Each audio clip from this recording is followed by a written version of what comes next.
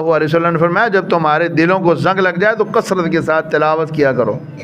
تو اگر دلی طور پر بیمار ہیں تو قرآن کی تلاوت کثرت کے ساتھ کریں, قرآن شفا دے گا آپ کو. تو یہ آج سے اختیاری کر لیں اس کی عظمت کے, سمجھیں اس کو. اور اس کے اندر آپ لوگوں نے پہلے دوسری بات یہ ہے کہ ہم سب نے اپنی نیتوں کو صاف کرنا ہے. نیت خالص ہونی چاہیے محض اللہ رب العالمین کے لیے, اللہ کی رضا کے لیے. ہم نے روزہ رکھا تو اللہ کی رضا کے لیے, رات کو قیام کرنا تو اللہ تعالیٰ کی رضا کے لیے, سحر و افطار کرنا تو اللہ کی رضا کے لیے, قرآن کی تلاوت کرنی تو اللہ کی رضا کے لیے. سب کام بالکل نیت خالص صاف ستھری. اور یہ نیت خالص صرف رمضان میں نہیں ہونی چاہیے بلکہ یہ تو پورا سال کی ہر عبادت کے لیے نا, انما الاعمال بالنیات. تو رمضان کے ساتھ بلکہ خاص ہونی چاہیے, ویسے عام دنوں میں اندر بھی. اور پھر بھی یہ بار بار اپنی نیت کو خالص کرے, کیونکہ اگر نیت صاف نہیں ہوگی بڑے سے بڑا عمل بھی اللہ رب العالمین کے ہاں قبول نہیں ہوتا. بہت سارے لوگ وہ حدیث تو سنی ہے نا آپ لوگوں نے, لیکن بیان کرتے ہیں خیانت کرتے ہوئے. خیانت نہ کیا کریں. آج جہنم میں سب سے پہلے مولوی ڈالے جائیں گے, صرف اتنی بیان کر کے خیانت کرتے ہو نا.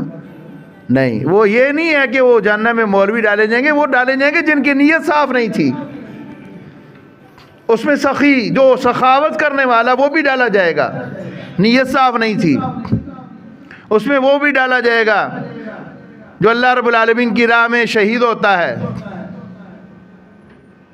لیکن نیت صاف نہیں تھی, وہ ڈالا جائے گا. ہر شہید نہیں ڈالا جائے گا.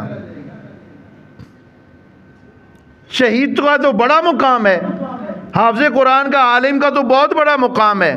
رمضان کو مقام قرآن کی وجہ سے مل سکتا ہے, انسان کو بھی قرآن مجید کی وجہ سے مقام ملا ہے.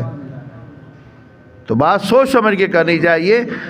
وہ بندہ کہ جس کی نیت خالص نہیں, وہ قرآن کا حافظ ہو, وہ مجاہد ہو, وہ پہلی صف میں تسبیح پڑھنے والا ہو, وہ قرآن مجید کے اشاعت کرنے والا ہو, اور وہ اربوں کھربوں روپے اللہ کی راہ میں خرچ کرنے والا ہو, اگر نیت صاف نہیں ہے, یہ حدیث کا اس کا مفہوم یہ ہے کہ نیت صاف نہیں ہے تو اس کا کوئی بھی عمل قبول نہیں ہے.